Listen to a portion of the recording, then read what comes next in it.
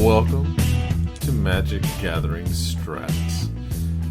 All you Stratters out in the Stratmosphere, it's me, Brennan, your lovable host. Along with me, as always, is my one co-host for the evening. It's Dan, the fan of history. Hello there. Hello, Dan. Well, what is up this week? We have episode 55. Is it cold in here, or am I just going brr? Clever. Yes, because we're going to go over Black Red. Spoilers. All right. Standard Pauper. Because we have so much to cover with the set review and the gauntlet, and Dan, I believe, has to catch a train today. Yes. So we're going to have to, unfortunately, make a sacrifice. That sacrifice is Standard Pauper. I know you'll be upset, but we'll push through this, and we'll be starting fresh soon with all of the new cards that will become available on the Magic Online as soon as they are. We'll get back to it. Everybody, don't worry. We love you all. I'm also gonna not do my videos on Wednesdays until the new format is up. All right. Well, there you have it, folks. Their standing in will be both. There will be some extra Pauper content on Wednesday from both Bava and why am I drawing a blank on his name? He just sent me the video.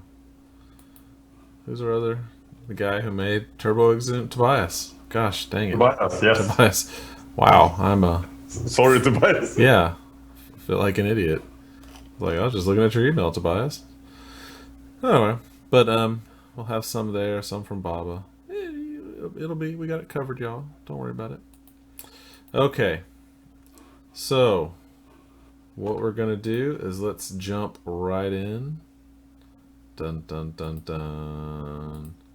To Shadows Over Innistrad. I'm gonna start with black, and first one up is Alms of the Vein. So let's see what this is. It is 2 and a black. Sorcery. Target opponent loses 3 life. You gain 3 life. Madness of a single black. That's interesting. That is a very powerful effect if you can get the madness cost. Yeah, if you can have that consistent, that is better than Chain Lightning. Well, yeah. It can't deal with creatures, but compare it to the black card from original Innistrad. Bump in the Night. I'm putting a blank on. What was that? Bump in the Night. Yes. Bump in the Night has seen play in Modern. Oh, yeah. I guess this is kind of like a Lightning Helix, Lava Spike kind of deal situation. Yeah. So, man, if you can consistently get that madness cost, that's big game, y'all. Still, you have to have a very aggressive deck around this card. And I don't think you can build that an aggressive deck in Standard Pauper. Yeah. It'd be difficult. Maybe we should mention that we are reviewing mostly for Pauper and Standard Pauper. Yeah. Looking towards Standard Pauper, but with an eye towards regular Pauper. This is not going to be, if you're looking for Standard, Modern, Vintage, don't look here. Yes, we are only looking at the commons. Yes. Commons only. Still some good stuff in here. I expect to see this card played. Oh, yeah. Because even if you're casting it for 3 mana, that's still not terrible. They did cut out repeatable madness outlets from common. Mm-hmm. The repeatable madness outlets are At uncommon. Yeah, you're gonna have to work for it. Okay. Yeah, so, well, I think we'll still see this. I do too. This is a decent effect, and we've been so burn light lately that this kind of fills that gap. Okay, well, let's look at the next one. Crow of Dark Tidings. 2 and a black. Creature, zombie bird. When Crow of Dark Tidings enters the battlefield or dies, put the top 2 cards of your library into your graveyard. It has flying, and it's a 2/1. 2/1 for 3 that self-mills. Yeah, Delirium, do you want it or not? If you want it bad enough. You'll do this. Let me tell you real quick, I did play in the event, the pre-release event this weekend. Yes. And I went 3-1. And Well done. yeah, thank you very much. And I did blue-black flyers with some madness. Ooh. Yeah. I wish we had, what is it, Heir to Falconwrath? The 2/1 that when you discard a card, it turns into a 3/2. Yeah. Oh my god. There's this other card that has a madness cost of 2 and a black. It's these evil twins. Yeah. And they're 3/5s. 6 games of my 4 matches, I did turn 2, Heir to Falconwrath, turn 3, madness out those twins, attack for 3 on turn 3, attack for 6 on turn 4, and keep bashing in. It is strong. Just that's the wild mongrel arrogant worm thing. Yes, that's exactly what it's like. And they even said it in the development article that what was they were going for, but they had to curb the power of wild mongrel because wild mongrel was too good. Yeah. Oh, if you had Wild Mongrel in this, it'd be ridiculous. But the twins are not necessarily worse than Arrogant Worm. Worm. Yeah. Hey, it was good. Yes, but now we're reviewing uncommons. Yeah, no. Sorry, I just wanted to throw that in there real quick because this was a flying, and I would have put it in my deck. What did you lose to? I lost to Sorin, Planeswalker card. Oh, okay. I got no bombs except in my packs that I won. I ended up getting the Avacyn card. But yeah. Sweet.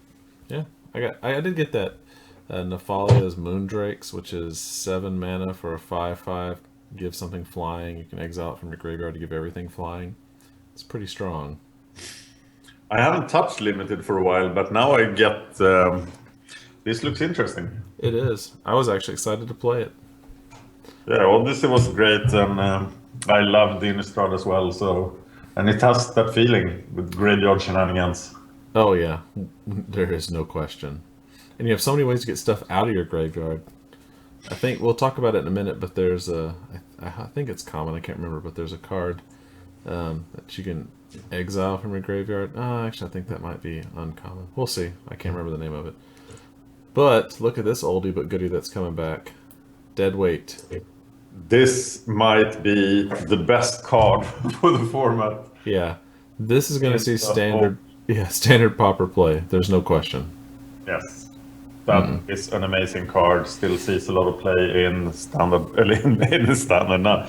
In Pauper, classic Pauper, regular Pauper. What do we call it? I guess classic Pauper is fine. The name Classic Pauper makes little sense anymore, as Classic is not the format anymore. Oh, that's right. Oh my god, I didn't even think about that. Vintage Pauper. Vintage Pauper. No.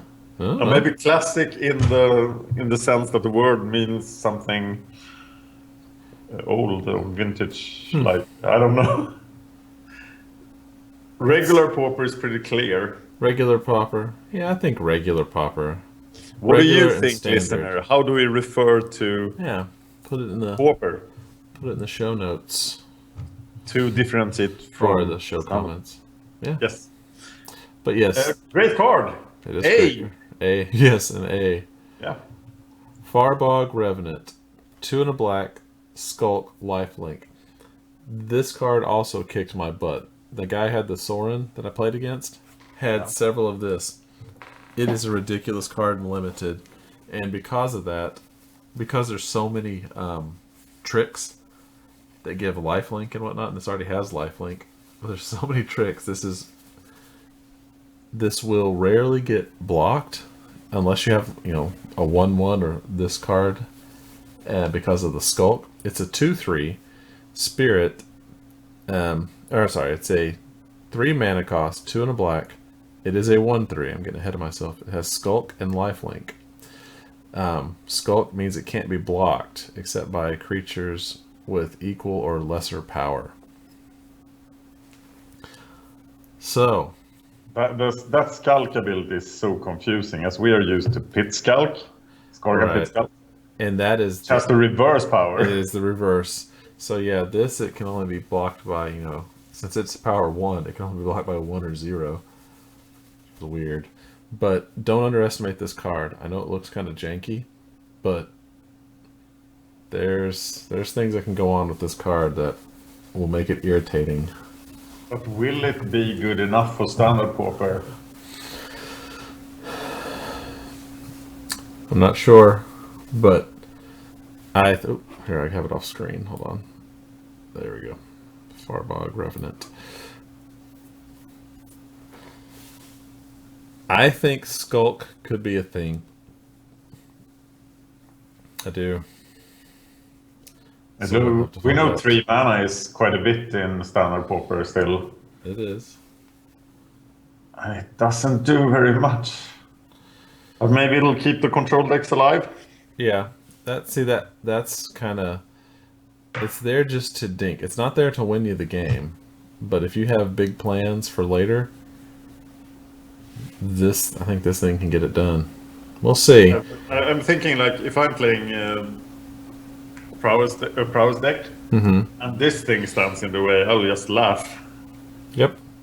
Like, it can't block anything. Its effect doesn't do enough.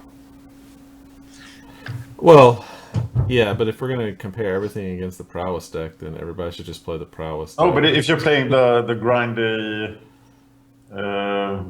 Dr. Chris deck... Oh, the Sultai grind. Yeah, you're just running away with the game while this thing doesn't do anything. But the metagame changes now, so... Yeah, I think... I'm just saying, don't underestimate this card.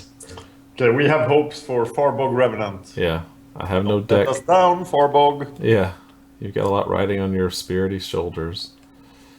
Ah, yes, this is the card. This is the one. Ghoul Caller's Accomplice. 1 and a black. Human Rogue. It's a 2/2. It's a bear.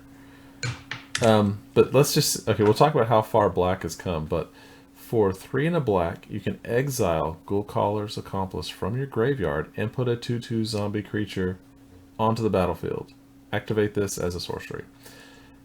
Okay, remember when just getting a 2/2 for 2 in black had some kind of downside? Yes. And now it has a complete upside. Yeah, and this is very clearly Mark Rosewater saying that if your theme is not that common, it is not your theme. Yeah. So we get this card that doesn't feel like common at all under New World Order. But it's a common because we have to learn that this is the theme. Right, and I had 2 of these in my deck, and they were great. Yeah, this looks like an improvement over Sultai Emissary. Oh, yeah, I see what you mean, because Sultai would just grab the top card, make it a 2/2. Oh. But this you can control when it happens, other than it being a sorcery speed. But still. Yeah, you can mill this guy into the graveyard and that way without him ever dying. Exactly. This looks excellent. Yep. This will see play. This is good. I like it. Yeah, very nice. Alright, let's take a look at this next one. This is a really disgusting one. Grotesque Mutation. 2 and a black, instant.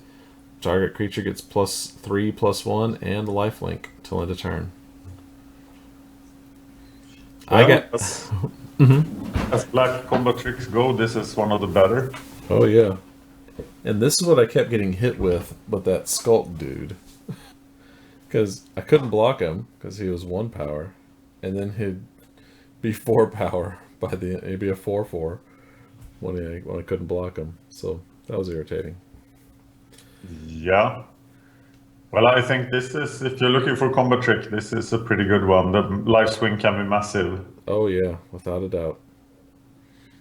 So remember, just so everybody remember, if they have black and a mana open, this is a combat trick you need to be aware of. Yes. Okay, let's look at the next one.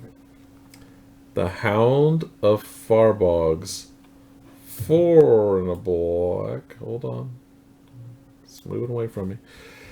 Zombie Hound. It's a 5/3 for 5 mana. Has Delirium. This Delirium better be something great. Hound of the Farbogs has Menace as long as you control 4 or more card types in your graveyard. My impression is that Delirium is very hard to get to. Yeah. And I would want more payoff. If it got +2/+2 and Menace, that would be something. But I wonder if it actually would be still enough, even then, still good enough, even then.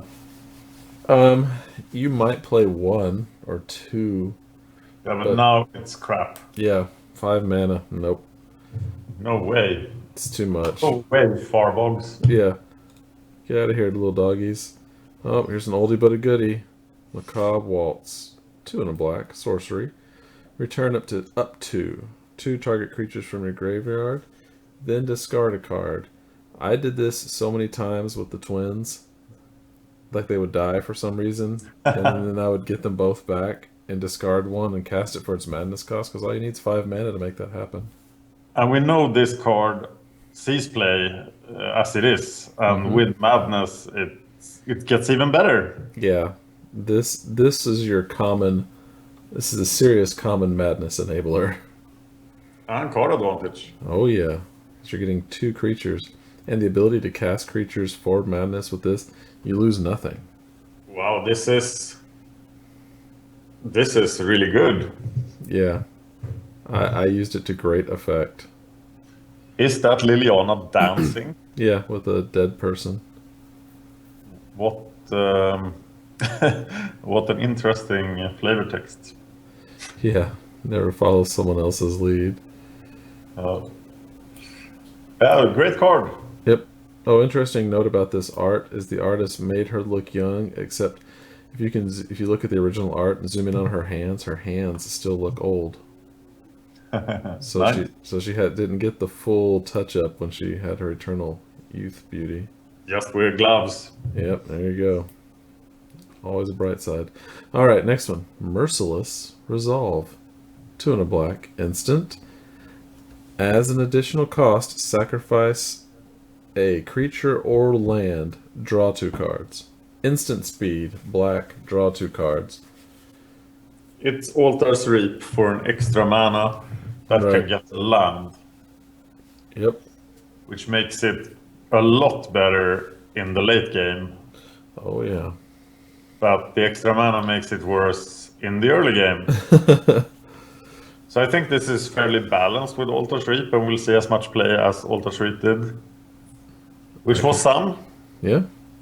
Especially in that Sultai grind deck where you're getting a lot of tokens and whatnot. Yeah. Better Okay. have your tokens. Yep, and if you can somehow investigate. Oh, I mean, I guess you can't sacrifice an artifact in this one, but anyway. Well,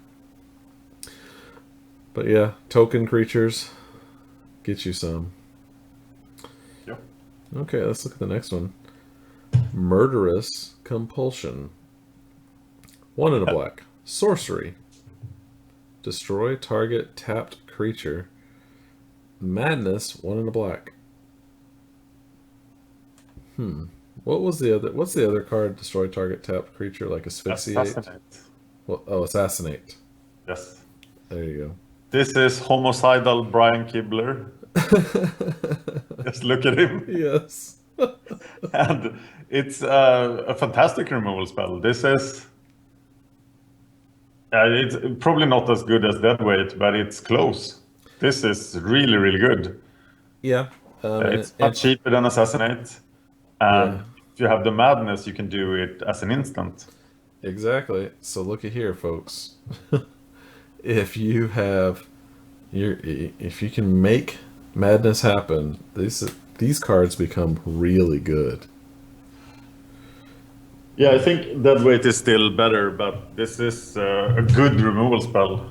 Better than we're used to at this rarity level. Yeah, it's been a while, Yes, especially for 2 mana. 2 mana is great.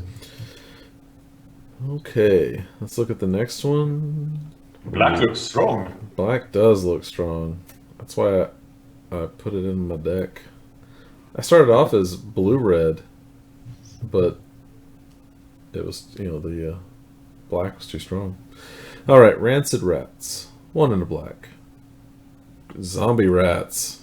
They're pretty gross looking. They have Skulk and Death Touch. Well, here you go. Here is your low casting Death Touch. It's not a 1 mana Death Touch, but it does have Skulk. It's worse than the 1 mana Death Touchers, but I still think it's good enough if you need to protect yourself on the ground. Oh, yeah. So, yeah, good card. Is there any point to getting damage in, like having creatures attack without dying? I can't think of any right now. I can't even think of any enchantments or whatnot that do that. Like, do something special. Yeah, so... I mean, it looks very controlling, though. It is kind of the worst control finisher ever. Yeah. Well, but yeah, you can find use for a low casting cost Death Touch creature, trust me. Yes. Always. Okay. What happened to our grading system? If we were still using it, this would be a C. Yeah, because you're going to play it. Yes. I mean, it's not going to be the theme of your deck, and you're not going to... Probably not going to go searching for it ever, but yeah. I'd say C. That sounds pretty good. Alright, let's look at this one. Oops. There we go. Rottenheart Ghoul. 3 in a black. 3 in a black. A lot of mana. For a zombie. When Rottenheart Ghoul, target player discards a card, it's a 2/4. It's all wrong. Yeah. It's the wrong mana cost, the wrong size. And you get the feeling that you want to enable madness. you want to discard yourself, but that's not good. Yeah. Why is it 4 mana?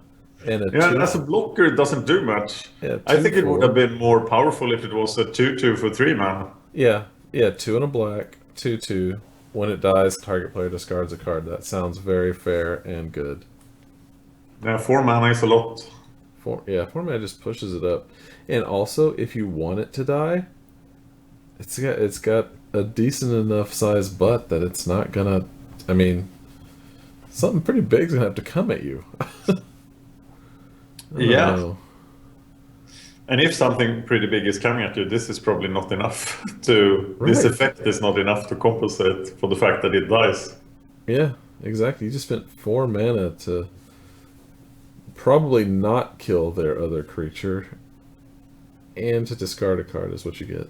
I don't know. Blah. I'm not excited about this one at all. Unless the format is filled with aggressive 4/2s. I think there's one. Ones. I think there's one black one at. Yeah. I'm not excited. No. Nah. I'd give this one a D minus. Yes. D. All right. Look at this. Look at this weird thing. Sanitarium Skeleton. 1 black. Skeleton. It's a 1/2. That's useless, but what does it do? For 2 in a black, you return it from the graveyard to your hand. I can hear Roberto cackling in my mind. Yeah. He wants it to do something. Yeah, this is a grindy card, and there is a lot of value in it. So I think you can use this for something. But what? Well, you can use it to you can mill it into the graveyard and then get it back. You can feed it to Nantuko Husk. You can feed it to that thing that wanted to sacrifice. I already forgotten the name. Oh, the Murderous Compulsion? Yes. Or Merciless Resolve. Or Merciless Resolve, that's it. Yeah. Yeah, I think this will see play in grindy decks, and they will find something to do with it. It's very neat. And sacrificing it to Nantuko Husk is not that bad. Yeah, I think so. Truth be told, I have ordered a couple of these in foil because I think since it's at common, it will, and it's the only effect like this in common. I have some future spec eye on it. All right. Well, and there are still the 1/1 tokens on the ground, so you can block them. That is true. Yeah, I think this guy will see some play. Right. Oh, and you can return him to your hand at instant speed, so anytime. Yeah. Cool. All right. This card, Shamble Back. For a single black, sorcery, exile target creature from the graveyard, especially if someone keeps recurring a skeleton, hint hint. Put a 2/2 black zombie creature token in the battlefield. You gain 2 life. First, I was looking for the word enchantment on the card and thinking that, wow, this is super good. But yeah, this card was in M14, M13, maybe. Something like this. And it turned out that this was a lot worse than it looks. Yeah, I used it in my games this weekend a lot. But that was, well, first of all, it ended up being a 2/2 zombie for 1 mana, which was handy. And if they had any way to recur them, and it kept some people off of madness. So, I don't know, it's worse than, what was that spirit card that you did the same thing, but it was at instant speed? You got a 1/1 flying spirit? Yeah, that one. Not cremate, it's the other one. Yeah. I can't think of it. I can't remember the name either. Yeah, it's an Orzhov mana. Of course, if this was instant, it would be a lot better. Oh gosh. But I think awesome. This is really bad because you want a 2/2 black zombie for 1 mana in round 1 or 2. You're not gonna get it. You're not getting that. Nope. Maybe sideboard if that previous skeleton becomes a super bad problem. But then you're competing against their ability to recur it for 3 mana at instant speed. Yes. I don't like this card. Yeah. Yeah. I don't know how you would get it to be good. Like I said, I used it this weekend, but that was under very, very specific circumstances. Yeah, so maybe it will see play under very specific circumstances. Yep. So something like a D+, because you're gonna have to really work to make it good. Yeah, I think it's a D. Okay. All right. What do we have next? Stallion of Ashmouth. 3 and a black. Nightmare Horse. It's a 3/3 for 4 mana. Okay. Delirium. If you have Delirium, for 1 and a black, it gets +1/+1 till end of turn. Activate this ability. Oh, basically only if you have Delirium. So it's kind of like a shade. For 1 and a black, it gets +1/+1. But you have to have Delirium. It's horrible. Why isn't it 1 black instead of 1 and a black? Yeah, I don't know. If it was 1 black, I would be thinking about it. But now it's just really, really bad. Yeah, excuse me. This was played against me several times this weekend. Never effective. Not even a little. Because number one, getting Delirium, it's going to be hard. Because how many enchantments other than Deadweight are you going to be playing? That's probably Yeah, I think in very limited, few. maybe it's a 23rd card some of the time. Yeah. But in standard Pauper, I don't think you should play this at all. Yeah, you're putting a lot of resources into this. Yeah, don't do it. I And don't think I'm it's good saying that enough. even if you always have Delirium, this is not good enough. Right, because that ability doesn't seem like it's worth achieving Delirium for, or even trying to. Yeah, so I agree. I wouldn't play it. Next card is better. Let's look at that. Well, Stormkirk Mentor. Hey, it gets blocked by that other thing. It's 3 and a black. Vampire Soldier. It's a 4/2.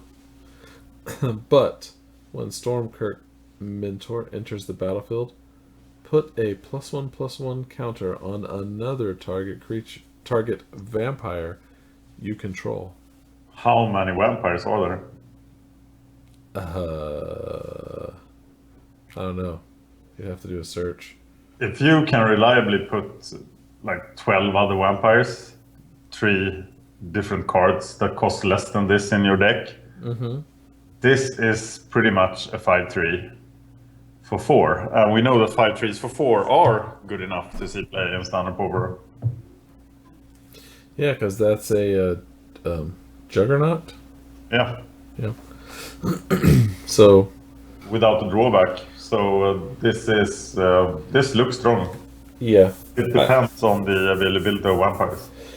if Vampires becomes a deck and standard you- Pauper, this is what you need in it. It's your mini lord. Yeah, we did not see any vampires yet, Huh. did we? I don't Maybe think they're so. all in red. Well, we'll look in red. Alright, well, this could be really good, but it's not bad. I would rather it be a 4/2 than a 2/4, personally. Especially in anything Yes. aggressive. Alright. Ugh. Here's a card. Throttle. Throttle. Reprint. 4 and a black. Instant. Target creature gets -4/-4 till end of turn. Nope. Play Grasp of Darkness. I'm impressed that they now put this effect on both 5 mana and 4 mana alternatively. It's weird, right? Yes. Is it a sorcery when it costs 4 mana? What was Flatten? Do you have that handy? Googling it now. Flatten was an instant. Yeah, for 3 and a black, right? Yes, and I think Flatten could see play in standard Pauper, whereas you really want something that kills at 5. I gotcha. And then it barely sees play, so this is not... Oh yeah, at 5 mana you have all the other actual kill spells. Hey, here are the twins! They're Oh, common. I thought they were uncommon. I did too. No, look at that. Okay, Wow. 5 mana. It's Twins of Maurer Estate. Vampire. They're 3 5s for 5, which is iffy, but the madness cost is 2 and a black. I keep trying to envision the battle between Arrogant Worm and these 2 ghost girls. Like, nobody dies. Yeah. They just the worm keeps chasing them. They're not real. Yep. I think a 3/5 is a lot worse in standard Pauper than a 4/4. Okay. But man, But getting this out for 3 mana just feels so good. yes, but I don't think it is as decisive as it is in limited. Right. Because true. we've seen fat creatures get clogged up on the ground, and so they can't attack. And yeah, I think this will see play, but you really need to make a dedicated madness deck for that. Right. I will say, to go back to your point of board stalls, I had a game to where it was a board stall, like me and this one guy just, it gets to the point to where everything's a 3/5, a 2/4, a 1/2, Yeah. a 2/2. It was total board stall. And he kept drawing cards, and I kept watching his deck, and then I was like, there became the point to where I could have started attacking, but it was just easier to deck him. And I remember that I had like 10 creatures, he had 10 creatures, and then he realizes it, and he goes, oh, I'm just dead, aren't I? And I was like, yeah, you are. This card is a board stall waiting to happen. Oh, trust me, I had 2 of them out, and it was. So if they had something like, oh gosh, could you imagine if they had Death Touch? That'd be ridiculous. Children, where is arrogant worm? Last words of rage. But Yeah, I think this is a C minus. Yeah, if you can make a Madness deck happen, though, put them in. She's a vampire. She is. She can be a 4/6. Dun dun dun. Yeah, but you really want the vampires to be cards that cost less than 4, such as the next card. Which is... Oh, look at this. Yeah, this is the one you want. 2 and a black. Vampire Noble. Creature Vampire. It's a 3/2 for 3 mana. Perfectly reasonable. And if you are making that vampire deck, cast this, then cast that vampire knight we saw earlier. Yes. This becomes a 4/3. Yeah, you're going to be attacking. I think 3/2s for 3 mana don't really see play in standard Pauper. They are borderline. Right. But with the upside of the other vampire, we are onto something. Yeah, and the twins are vampires. This is a vampire. Well, we got 3 so far. Yeah, we need 1 or 2 mana vampires as well. Maybe we'll find it. What's coming up next? Oh, yeah. Here's your Delirium Enabler. Yeah. Vessel of... So weird. Yeah, Malignity. 2 and a black. Enchantment. For... Or, excuse me, 1 and a black. Enchantment for 1 and a black. Sacrifice Vessel of Malignity. Target opponent exiles 2 cards from his or her hand. Activate it as a sorcery.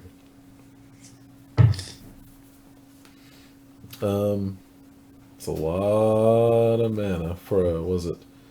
Not Despise. What's the one that does 2? Mind Rot. Mind Rot. Although I guess this does exile. It's a pretty nice installment plan. It's a pretty nice enabler for the Battle for Zendikar cards. Oh, that pulls stuff out of exile? Yes. Yep. The processors. Yeah. And we know Mind Rot sees play in standard Pauper, even if it's not much. So I think we'll see this. As you said, the Delirium Enabler as well. Yeah, very nice design. Yep, not bad. Alright, well, that is it for black, I believe. Yes. Okay, let me go back up and choose red. And then let's do that. What? Oh. SOI. Oh, oops.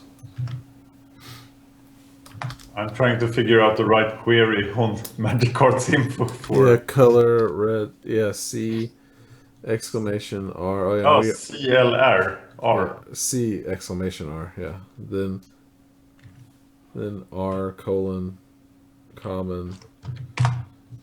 Okay, yeah, we're using magiccards.info. Yes. Oh, it didn't work. Yeah, I got it. Ha. Damn it, it's not working for me. I replaced the last B with an R as well.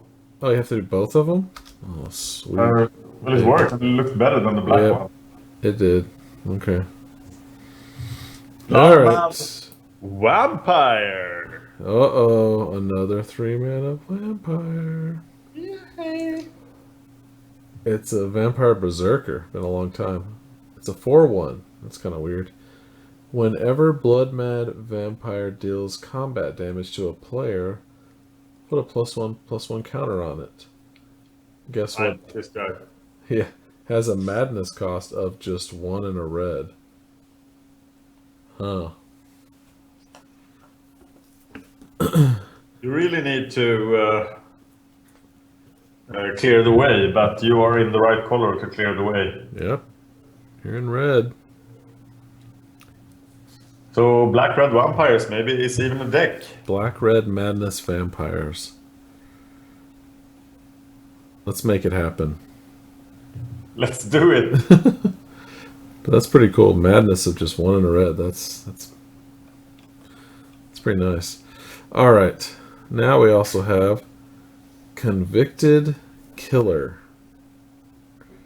It is a flip card. Oh no, not flip card. Transform card. It's a werewolf. It's a werewolf. It's 2 and a red. At the beginning of upkeep, no spells cast, transform. It's a 2/2 that transforms into a 4/4. Ooh, I don't know how to show that on here. It's the other part is on the upper right. There it is. Branded Howler. It's a 4/4. And if you cast 2 spells, it flips. Yeah, this is a vanilla werewolf. And the thing to remember with werewolves is that they will spend most of their life in the untransformed state. Yeah. Meaning this is bad. Yeah. And I don't think this will see any play No, not this one. in standard Pauper. Let's look at the next card. I like it, but it's not as good as some other cards we have. However, it's Dual Shot. 1 mana. Yes. It's just a red. Instant. Deal 1 damage to each of up to 2 creatures. Wow. What happened? I mean, didn't we just have... what was the other? Twin Bolt? Yeah. Have we seen this effect for 1 mana before? To do 1 damage to each of 2 creatures? Yes. I don't think so. I can't think of any card I've seen. It's like a mini Electrickery for 1 mana. Because you know, Electrickery, you can cast it for 1 mana and do 1 damage, or 2 mana and do 1 to everything. I would say this is playable in regular Pauper as well. This looks great. The only thing I don't like is you can't do it to players. Yeah, but imagine killing a Delver and a Fairy with this. A Queer Ranger and a something else. Would you say it is more useful than the green single mana that does 3 divided amongst flying creatures? It's definitely more generally useful. It's less useful against Delver. It is interesting, I'll give you that. I think this is a great card. I am thinking that many times when you use Electrickery, maybe you would even have this over. You would want to have this over it. I'm trying to think of just the games you've played in the Gauntlet. How many times has there been greater than 2 1 toughness creatures that you have spent Electrickery on? I think there has been times like that, but often when you have Electrickery, you want to use it, and you're thinking, okay, I'll get the 2 for 1, maybe that's good enough, and you use it. Good. Yeah, because I was thinking Elves is also. Yes, yeah. And this card is also main deckable, which is a big advantage over Electrickery. Oh, I gotcha. But of course, you will really hate when you run into Demir teachings. Right, it's just sitting you there. can't do both points to 1 creature. That's of course Yeah. really bad. Yeah. Not bad. So maybe I'm too excited for Classic Pauper, but this is definitely a card for Standard Pauper. Yeah, because it'll be the Scion killer. And prowess, always looking for the 1-mana spells. Oh, very true. And if you had to, you could shoot your own creature. Yes. I mean, it's to each of up to 2 target creatures. You can do it to just 1. Like it. Cool. Yeah, it's a decent card. All right, let's look at this next thing. Ember Eye Wolf. 1 and a red. Wolf. It's a 1/2 with haste. A 1/2 with haste. That's ridiculous. But yes. For 1 and a red, it gets +2/+0 until end of turn. Interesting. It's got double fire breathing for 1 and a red. That's the weirdest thing I've ever seen. It's 2 mana haster. That's a 1/2. Yeah, that means that it's fire breathing in a 2-color deck. Yep.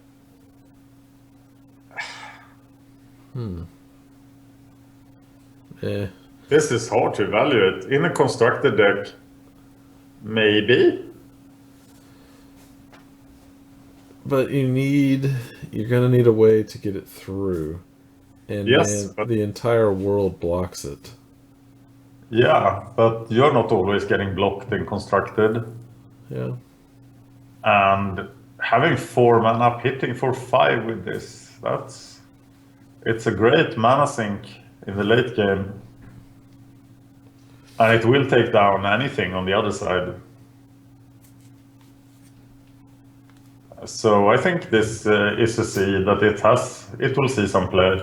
Think so? Yeah. Okay. It's been so long since we've had a reliable fire-breathing creature that I can think of. Yeah, we've seen a lot of these creatures that hasn't worked, but they've actually been worse than this. Right. They're usually just a +1/+0 though. Yes, this is doing...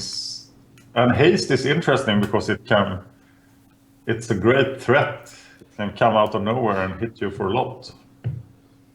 Very true. I guess it is if you can top deck this after basically everything's dead, and you top deck this, it's coming out with haste, and you can pump the crap out of it. Yeah, I'm thinking in an aggro deck against control, this is interesting, but in aggro on aggro, then you're not gonna want to waste all this mana. So it doesn't do much in the early rounds. I'm thinking it's like a C-. Okay, I can see that. Cool, because it's always valuable late game. Just because of the haste and the ability to pump it up. Yes. So, yeah. I'll buy that. Oh, here's an oldie but a goodie. Dan. Fiery Temper. 1 red. Instant. Deals 3 damage to creature or player. Which is 100% meh, but has a madness of a single red. That's where the beauty comes into this card. This card already sees play in Classic Pauper, but I'm not sure why. Because I've seen decks that run this over Chain Lightning, and because they have Madness enablers, but I don't agree with that because you don't always have your Madness enabler. Right. It's probably only because Chain Lightning is more expensive, slightly. Yeah, and we also know that 3 mana for 3 damage to target creature or player is borderline playable in Standard Pauper. Oh, yeah. Or maybe not even borderline. Right now, it's going to be playable, even if it had no madness. People would still play Which it. means that this card is great for Standard Pauper. Yeah, it'll see play. I think it's maybe it's even a B. That it's this is a really good card for Standard Pauper. Right. It's either a lightning bolt or a bolt of Keranos. Yes. Vastly in the difference in the spectrum. Cool. All right, let's look at the next one. Oh, here we go. Gat Saf Arsonists. 4 and a red. Werewolf. Generic werewolf text. It's for a 5/4 that can turn into a 6/5 for 5 mana. That's a small transformation. Yeah. So it's hard for people to notice that this guy is turned into werewolf. Right. Because he's like big and aggressive, and then he gets a little bit hairy. he's just surrounded by flames all the time. This card, these type of cards feel so replaceable in Standard Pauper. If you need a 5-mana big guy, well, you could use this. Yeah. So a D plus, maybe? Yeah, it's definitely not even C territory, but yeah, D. Okay, I'll buy that. Alright, let's move on to the next one. Howlpack Wolf. This one's weird. This is better. 2 and a red for a 3/3. It can't block unless you control another wolf or werewolf, but it's a 3/3 for 3 in red.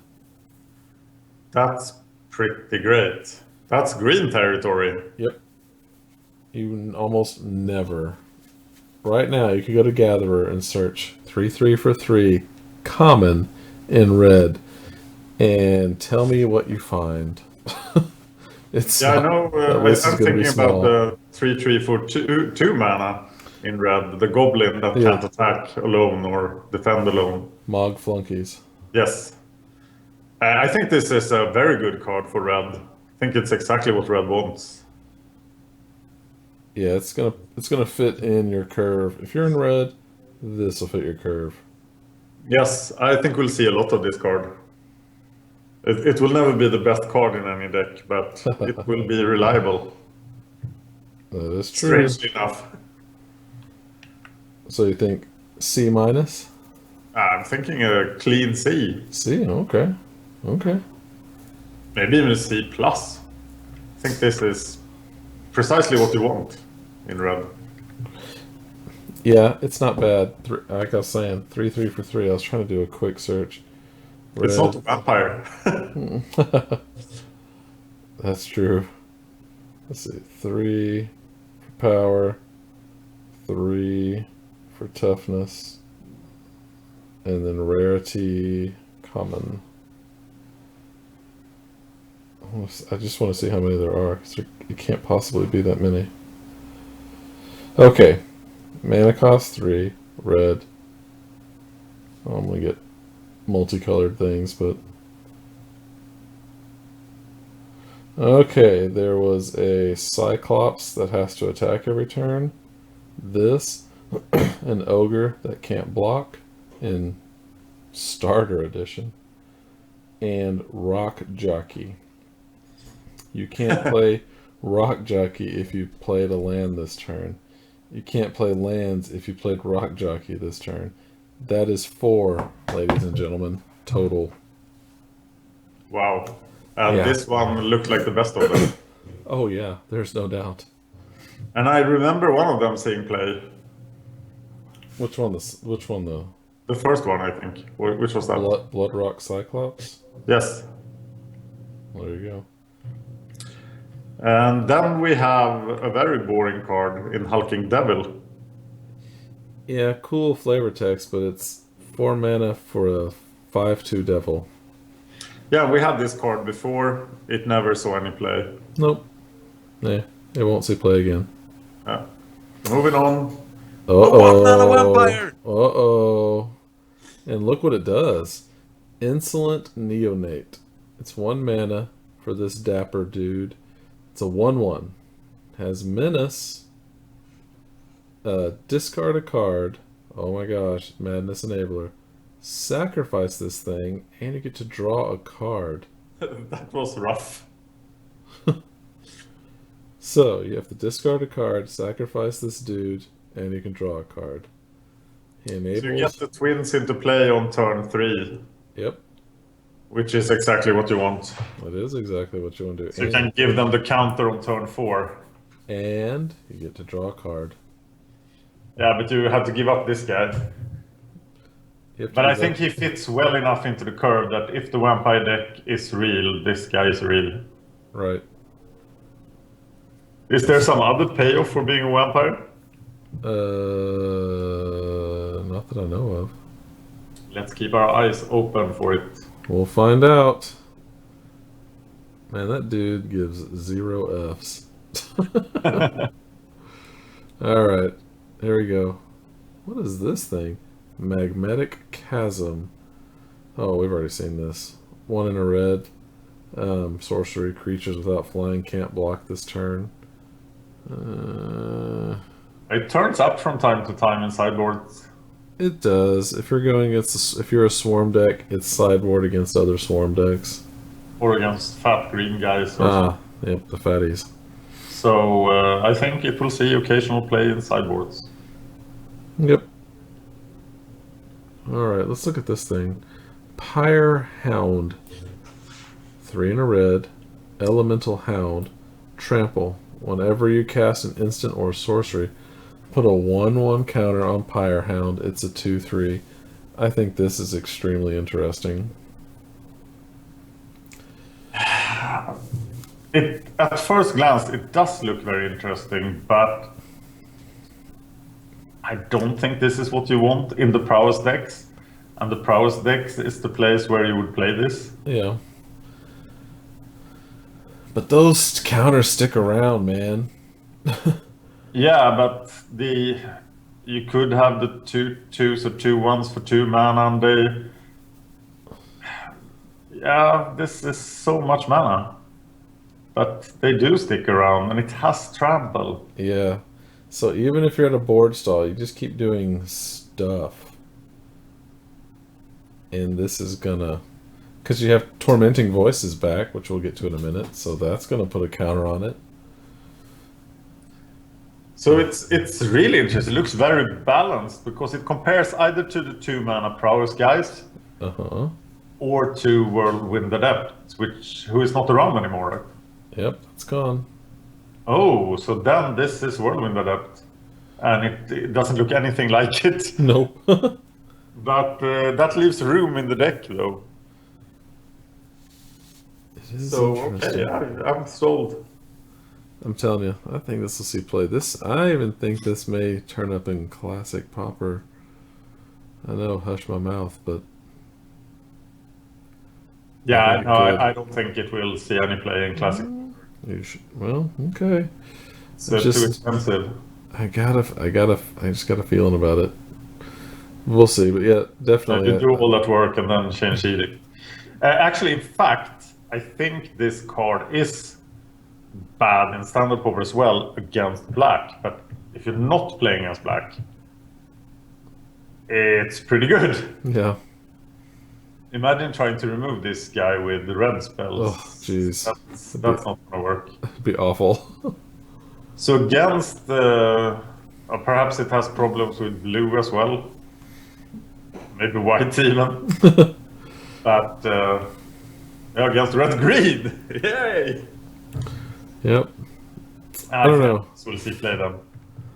I just wish Teamer Battle Rage was still in. So sad. I think maybe the format will be better off without Teamer Battle Rage. Probably. All right. What is this mess? Reduce to ashes. 4 in a red. Sorcery. Deals 5 damage to target creature. If it dies, exile it. Huh. Yeah, I said that 5 mana removal had to kill things. And this is pretty close to killing things, but that was also for black removal. Right. We know red will become desperate and use stuff like this. So this is probably a sideboard card for red. Yeah, it had better stay in the sideboard. Yeah, but when you go up against the fat guys, you need this. You will, but oh my god. Maybe you need it to take out Pyre Hound. The Pyre Hound? Yes. Yeah, you have a little time to kill it with this thing. So much mana. Oh my god. It's gonna be the worst red burn spell. Oh well. Alright, let's look at this. What the hell is this? Rush of Adrenaline. This lady's kicking some butt. It's for a red mana instant. Target creature gets +1, or +2/+1, and gains trample.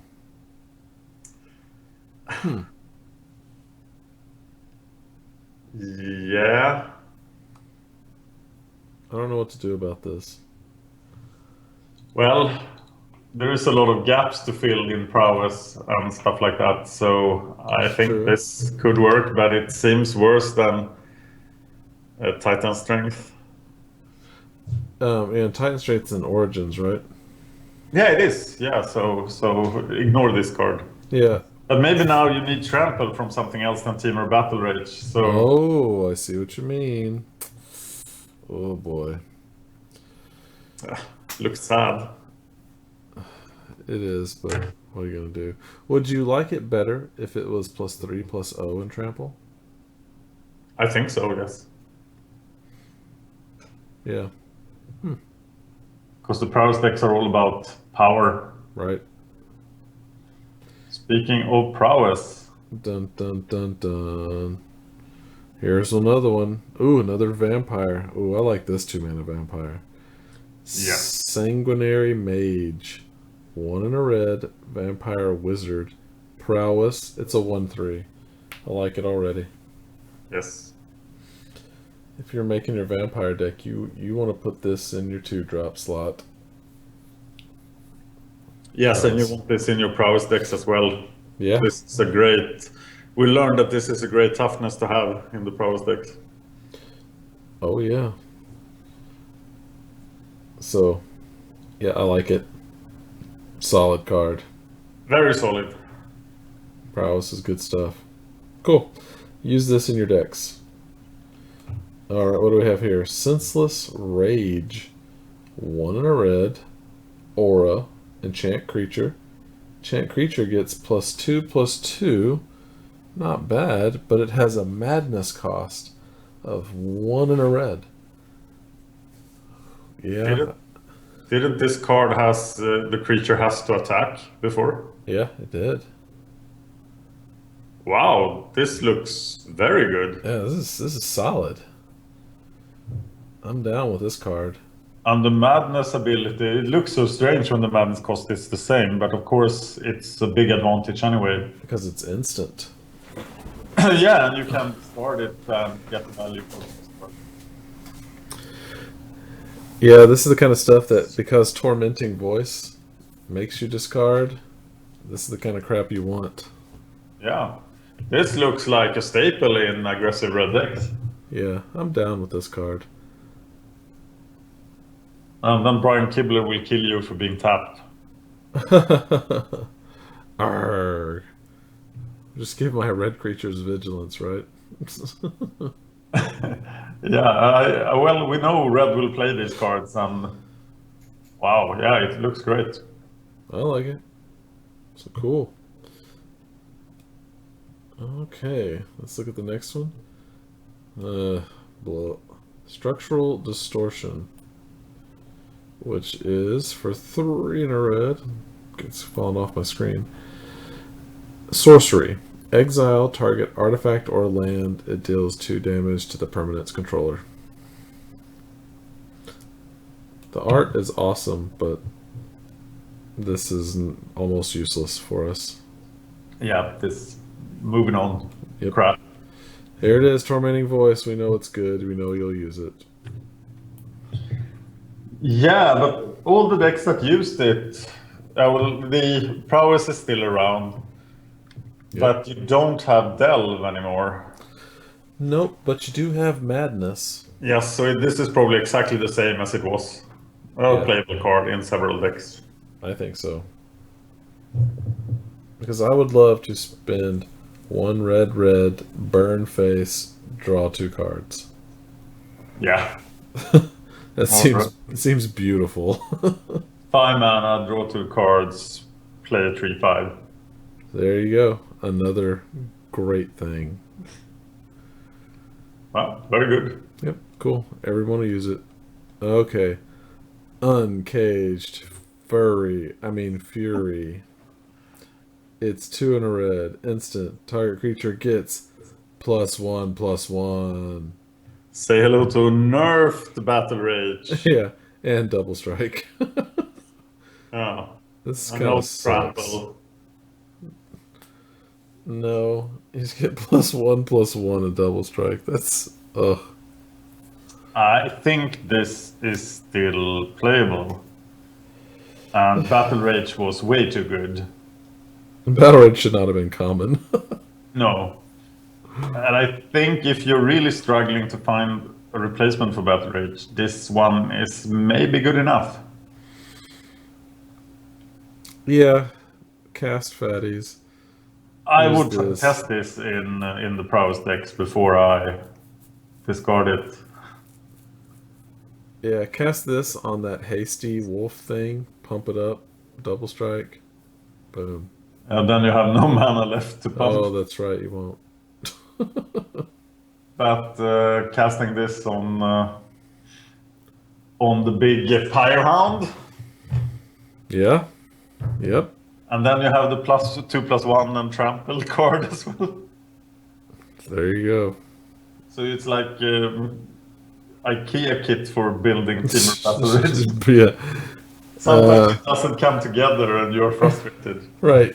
Because you're missing a screw from Uncaged Fury, and you have one of those little wooden pegs from that trample card. You just can't find it. You have to go back to the store and say, "Listen, idiots, you didn't pack the right stuff." Yeah, it's Ingvar Kamprad's Battle Rage. Yay. Okay, let's look. Oh boy. What the hell? Vessel of Volatility. 1 in a red. Enchantment. For 1 in a red and sack it, you get red, red, red, red. 4 red mana. Yeah, so there's no upside. You're saving 2 mana for a future turn. Mm-hmm. But we know that these cards... Now I'm thinking, this is not useful. It's mana acceleration, I guess. A little bit. For standard Pauper. Really bad mana acceleration, but still mana acceleration. You could have... Let's see. On turn 3, you could have 5 mana. Yeah, that could do something. But I'm thinking in regular Pauper, many of these effects have been so broken. Very true. But they're always broken because they give us more mana than we pay. And this one doesn't. Could it still be used for something? Do we have any storm cards of consequence in regular Pauper anymore? No, we don't. And that's, of course, a problem. Yeah. So this is probably nothing. But it's intriguing to think about. Yeah, I think they made it just fixed enough that it doesn't actually do anything. Yeah, that sounds like a reasonable guess. Except enable Delirium. Delirium, yes, it will enable Delirium. For free, basically. I drop. Yep. For a card, it's like, yeah. Oh, moving on. Yep. Here's one that I think is interesting. Voldaren Duelist. 3 in a red. Vampire Warrior. It's another good vampire. Haste. It's a 3/2. Interesting thing about this guy. When Voldaren Duelist enters the battlefield, target creature can't block this turn. That is a powerful effect. Yes, it is. It's that Frenzied Goblin. Isn't it? Yes. Whatever the goblin was that when it would do it. Yeah. That's this thing. But I think this body is too small. The mana cost is too high for standard Pauper. And it is dominated by the other 4 mana vampire. Yeah. But maybe there's room for this guy as well. No, there isn't. You think even with haste? It looks... Yeah, you really have to have good stuff on the board already. You can get in your 3 damage, of course. But that's probably... You're probably only going to do it once. Yeah, the Goblin was playable in regular Pauper. Right, but you could recur him. Of course, that's a big difference. That's the crux. Yeah, I don't think he'll be in regular Pauper ever, but gosh. Oh, he's out of the Goblin decks in regular Pauper now.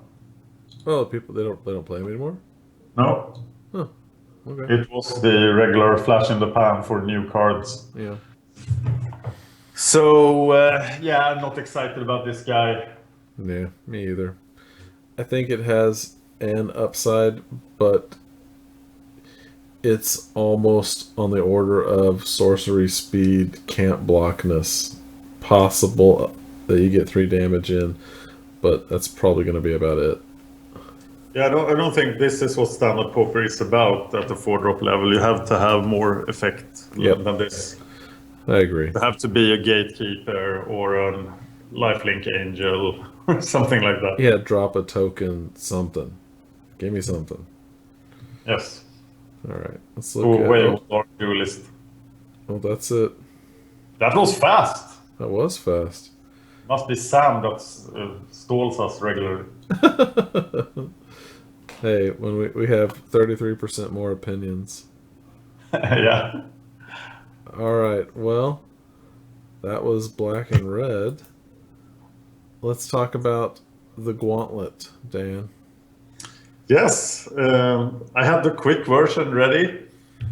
The quick version was the playoff is finished. Slivers won. Your Slivers deck. Slivers, yes, I have a picture of it here. Slivers. Woohoo! That's the right. Slivers makes top 10 on the Pauper Gauntlet. I will have to say, you're like, I can't believe Slivers made top 10, and you said something to that effect in the end of the video, and I was like, of course it did. I wrote the sideboard plan. Yeah, the sideboard plan is amazing, but Slivers as a deck is so unreliable, so it really... Yeah. I've used this as an example of a deck that can't get anywhere in the Pauper Gauntlet because it screws over itself some of the time. It can. That's the way to die, but this time it has an amazing record. Yes. It lost in round 7, so it was 5-1 before that, and then it won 5 straights, so it's 10-1 now. Nice. In this season of the Pauper Gauntlet, and that's pretty good. So you have made an amazing Slivers deck. Yay. I'm proud of it. Well done. Should we talk about the other decks? We're talking about the 3 from round 8. Yes. All right. Well, let's talk first about. No, I meant the playoff. Oh, sure. We can talk about that real quick. So we have the standings for spot number 10 to 17. How did we end up, Dan? I am trying to remember. I'm trying to open the article I wrote 2 days ago. Let me see. MTGO. Slivers in the last round. Stompy Tokens lost. Mono Red Heroic lost. And Stompy Tokens lost. And Slivers won. So that's why Slivers won. That was the 5th round of the playoff. Right. Stompy Tokens and Mono Red Heroic get 11th place. Close but no cigar. Very sad for Mono Red Heroic, which was the top 10 deck from last season. I still think it's a good deck. It's definitely a good deck. Very, very, very brutal and fast. In 13th place then, losing 1 round earlier, were Goblin Storm and Boros Kid Initiated. Goblin Storm may be one of the great surprises in this gauntlet. I came close to buying that deck because of how awesome it is. It looks like it shouldn't work. I know. Did work very often. But man, when it goes off, it's like beautiful. Yeah, it's like the old Storm feeling. Yeah. You almost got the feeling that the opponent wanted to just walk away, F6 and come back 15 minutes later, like in the good old days when Magic was real. That's when you funny. came back and you didn't have any permanents. Oh God. So that was what happened with those two decks. In 15th place, losing in round 3 of the playoff, we have Stompy, the reigning champion. Stompy. In the first round of the playoff, Rugtron, Iset Kuldutha, and Blue Green Madness fell, which gave them 16th place. I was Yeah. a little surprised that Rugtron scrubbed out like that. It's a really solid deck. Yeah, sometimes it does. It's a bit like Slivers, but much more subtle. But sometimes you just don't. But it was a horrible game when I didn't find a creature for that long. Right. There were some very interesting matches in the playoff. And I got some amazing comments for some matches, like, "Oh, this is the best Pauper match ever." But the playoff was all a blur for me. The size of the playoff was the same as the size of the rest of the gauntlet itself, 9 decks. And I played it all in my old style, like everything. Yeah. I was just grinding like crazy, and I had a blast. It was super fun. But I can't remember much of it. Well, now we watched them and we into enjoyed the end them. game. Here it is. 9 decks left. And I already played one match. Actually, well, since this is going up Wednesday, we're going to talk about 3 matches. Okay. That I hope to avoid that. What's that? I was hoping to avoid that. Avoid talking about it? Yeah, talking about the second match. I know, man. But it's a Band-Aid. We're going to rip it off. Oh no. Okay, the first one. Green one. Yeah, that was the one I wanted to talk about. Yeah, green one. You won. Yes, I crushed. You certainly did. That one was really good. So green one's moving on. It's beautiful. Did exactly Easily, what it green was was supposed to do. such a victory. Yeah. It was against Red Green Madness. Oh yeah. Somebody dusting off their Madness cards for Shadow Over Innistrad. Yes, anticipation. Yeah, and he didn't even have time to look at them before he was dead. Yeah, green one smacked him. Seemed like a nice gentleman, but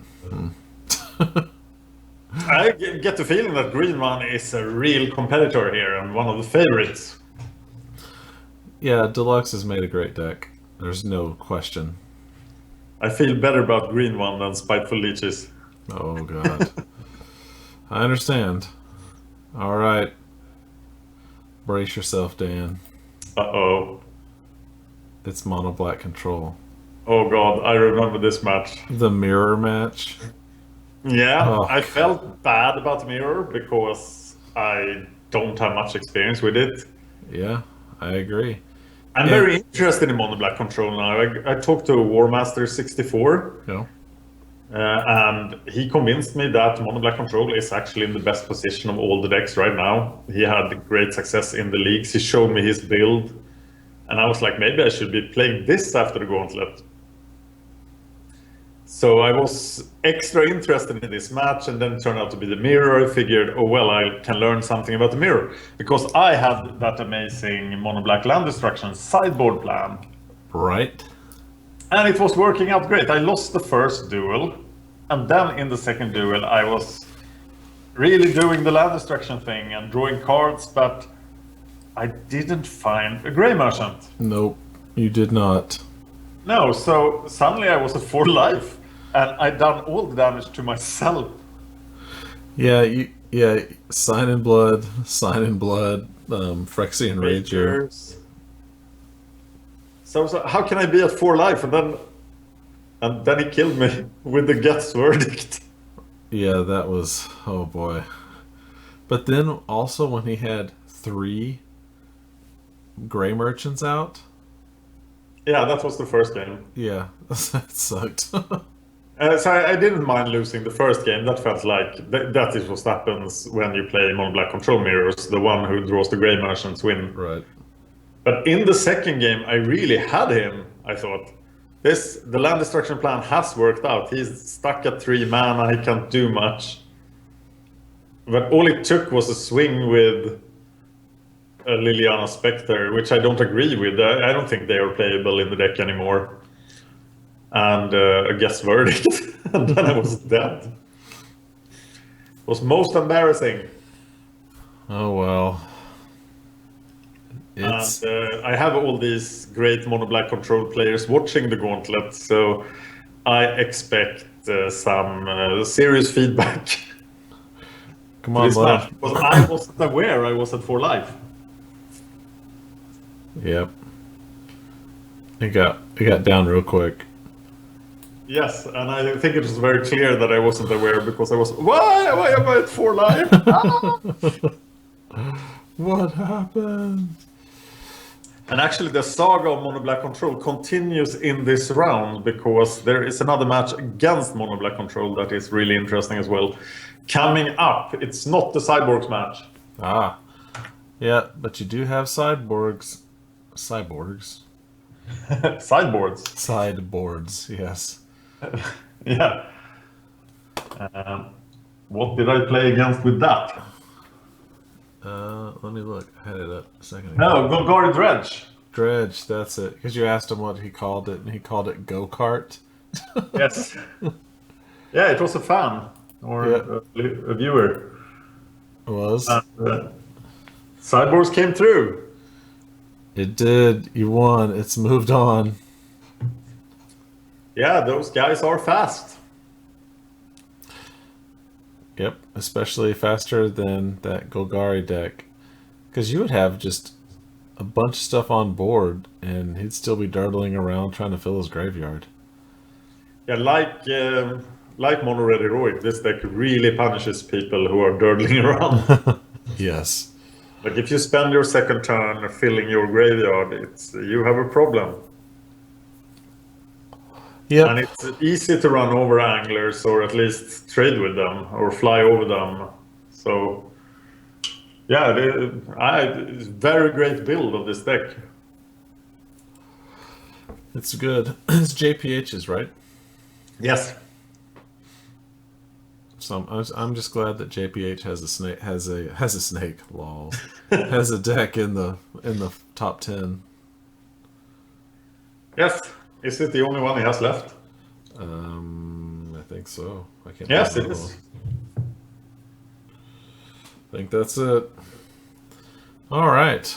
Well, that is the gauntlet. We need to mention then Yes. which brewers has 2 decks in the top 9.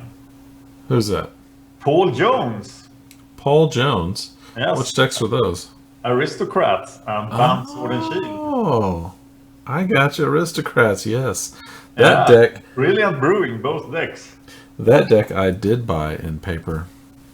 I'm just waiting on a few more pieces to come in. Because it is. Bristol shoots, right? Yes, I got those. They're so expensive. They're crazy.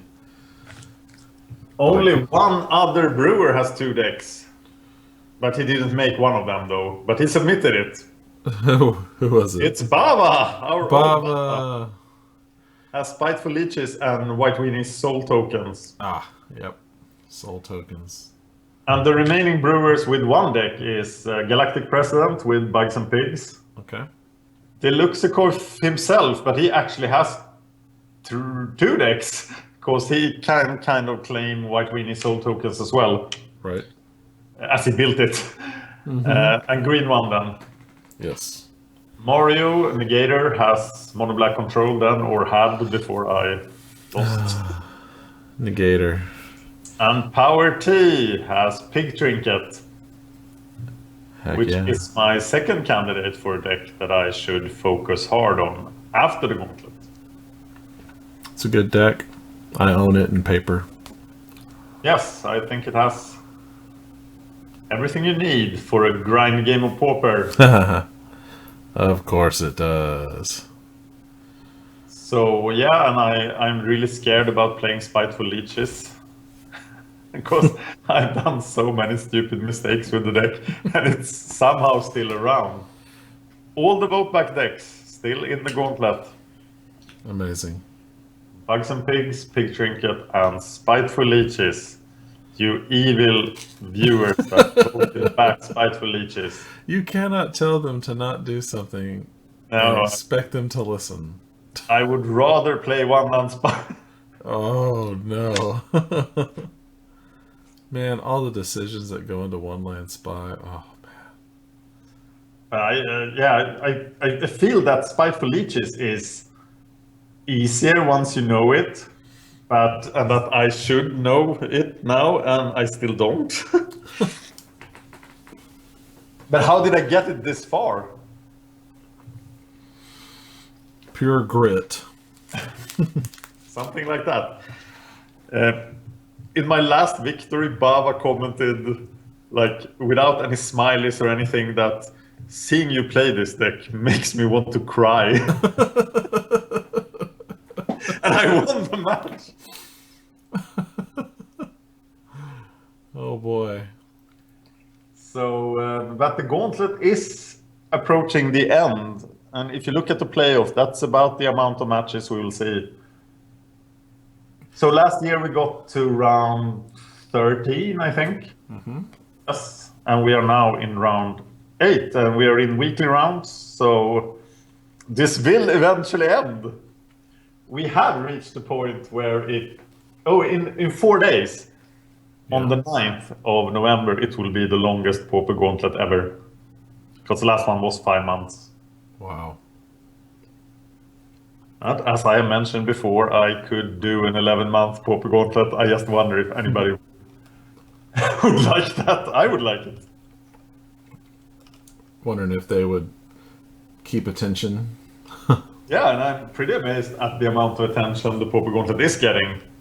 Pretty consistently. I got a question that I would like to answer about the Gauntlet. Sure. Because we do these updates. I write the article every week. But apparently it isn't enough, or maybe I didn't communicate it enough, because people are asking me about the Pauper Gauntlet standings. And as my own Excel sheet contains spoilers and unpublished things, and sometimes I'm not even sure in which order I will publish things, because this year what we did was really portion out the Gauntlet matches. Now we are doing maximum of 1 a day on the main channel, no Pauper Gauntlet video on Wednesdays.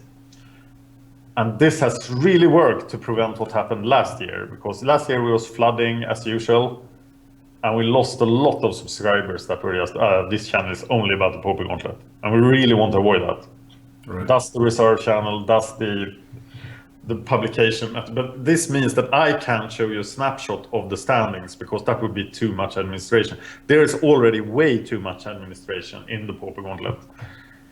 So we will do an evaluating the Pauper Gauntlet thing after the Gauntlet, and then we'll talk about if there is a way to have the standings somewhere, so that people could more easily follow what the standings are. And maybe I need to ask someone to be the scorekeeper. There was a guy who did an Excel sheet this year, but he closed it now, I'm not sure. So maybe we need an official scorekeeper for the next Gauntlet.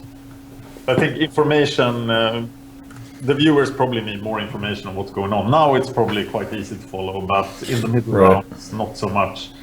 And in the first rounds, there is no point to following the score. It's just too many. It's just wait till the vote back at least to see which decks are left. Yeah. And in the evaluation video, we will evaluate, in that discussion, we will evaluate everything about the Gauntlet. Nothing is sacred. Sounds good. Yeah. So, speaking of the Gauntlet today, since it is Wednesday when this will be released, Cyborgs came out today. Coming up for the rest of the week, we have Aristocrats and Pig Trinket. Then there'll be more following that. Just kind of give everybody a heads up of what's coming up. Yeah, they will all be in this week, of course. Then Right. there are a few I haven't played yet. When we're like Spiteful Leeches. Dun dun dun. And Slivers. Slivers is gone. What? Some people thought that Slivers had the ability to come back, but that was not what the playoff was about. It was that's just. I'm sorry. It made it to the top 10, but it's been eliminated. Yeah, so that is actually something we could discuss. Could a deck come back from the playoff? But that's not the rules this season. Yeah. Because Slivers had an amazing performance, of course, in the playoff, but one deck is always going to win the playoff, and it was eliminated in the gauntlet, so it should stay dead. Yeah. Perhaps. But yeah, that's maybe one day it will resurrect itself. Yeah, but Slivers will have a much better score at the end of the gauntlet than, for example, Mono Black Control. Then it got eliminated immediately in round 8. Oh, I see what you mean. All right. Well, there you go. Yeah. So that brings us. That's the end. That's the last slide. No more slides, Dan. Yes, it's so sad. Anyway, MagicGatheringStrat.com. YouTube/MagicGatheringStrat is what we're all about. And MagicGatheringStrat 2! Yeah, which Magic will now Gathering Strat. become more empty than during the gauntlet. I still put stuff out there every now and Yeah, then. I saw that. Yep. Some overflow, if you will. Because we have some filmmakers that are quite prolific. All right. So, and I don't discourage them from sending me anything they do. So, if we don't really have a place for it, I will put stuff out there. To be clear then, Magic Gathering Strat 2 for the really hardcore fans that can't get enough. Yeah, if you need to consume what we offer for as long as you can, then you need to also subscribe to Magic Gathering Strat 2. Yeah, we used to have another research channel, and this one now has more subscribers. This has been a lot more successful than the old one. Oh, yeah, that's right. Yep, everybody's. You can see. There are definitely different tiers of fans. Some people like just 1 a day or 2 a day. Some people want 26, 30, 40 hours of content every day. So, what do we have? Also, if you like the Gauntlet and you like what we do, you can really help us out by going to patreon.com/MagicGatheringStrat. That is how these things happen. Please help us make the Gauntlet Season 4 happen. Exactly. Because as much as we like doing this out of the pure love of the game, logistically, that's impossible. So, help us give you the content you want. Also, if you want to know everything we do, Twitter @MagicGathStrat. Also, @Cerulean Says Hi, if you want to follow me, or Sam is @SPO7677. If you want to follow Dan, it's @Dan Horning. Facebook.com/MagicGatheringStrat for all your updating needs. Please like and subscribe and tell your friends. It truly helps us out. We're also on iTunes. If you like listening to us, as a matter of fact, I am behind. I need to put the last one up there. I need to mention something regarding iTunes and my Twitter account. If you're following my Twitter account, you've seen a lot of Swedish lately. That's because my murder podcast in Swedish has taken off like crazy. And now I am... This is about the murder of Swedish Prime Minister in 1986, Olof Palme. And there are a lot of people who has been following this since it happened. There's a lot of people who have been following this murder investigation for 30 years. And now the podcast is attracting the authors. There are 130 books written about the murder. And they're now showing up on my podcast. So I am trying to get a few of them to appear as guests. Oh boy. So if you understand Swedish, I recommend my own podcast. Palmemordet. Awesome. Getting crazy. Hey, I'm glad for your success. Yeah, one of the authors said that, wow, this is the first serious podcast about this ever. We really needed this. Oh, that's really cool. I didn't know that. Yeah, so yeah, I'm meeting one of them here in Stockholm. We're gonna walk around on the scene of the murder. That's And do some amazing. videos. So yeah, it's pretty fun. There's a lot of interest, which is great. And getting some patrons for that too. So stuff is happening there. Well, that's very cool. If you're into the Swedish stuff, it doesn't get more Swedish than that, folks. All right. Well, for this week, I am Brennan. I'm Dan. And this has been the Magic Gathering Strat Show.